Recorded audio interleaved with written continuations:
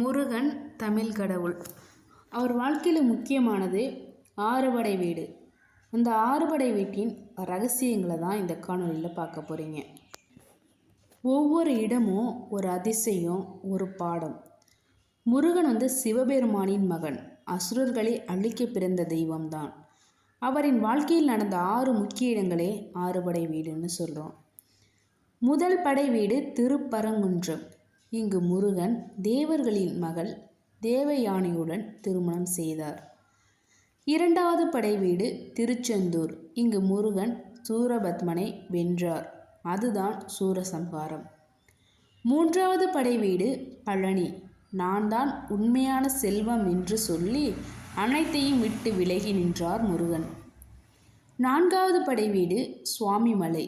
இங்கு முருகன் சிவனுக்கே ஓம் என்ற பிரணவ மந்திரத்தின் அர்த்தத்தை கற்றுக் கொடுத்தார்.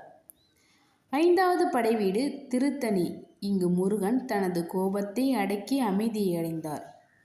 ஆறாவது படை வீடு பழமுதிர்ச்சோலை. இங்கு முருகன் வள்ளியுடன் இணைந்து வாழ்ந்தார். அன்பும் எளிமையும் இங்கு நிறைந்திருக்கிறது. இந்த 6 படை வீடுகள் வெறும் கோவில்கள் அல்ல, வாழ்க்கைக்கு வழிகாட்டும் பாடங்கள். இந்த 6 படை வீட்டின் ரகசியங்களை தெரிஞ்சுக்கிட்டீங்களா? இல்லை ஏற்கனவே உங்களுக்கு தெரியுமா? மறக்காமல் கமெண்ட் பாக்ஸில் பதிவு பண்ணுங்கள். இந்த காணொலி உங்களுக்கு பிடிச்சிருந்தா லைக் பண்ணி, ஷேர் பண்ணி, சப்ஸ்கிரைப் பண்ணுங்கள். மீண்டும் அடுத்த காணொலியில் சந்திக்கிறேன். நன்றி, வணக்கம்.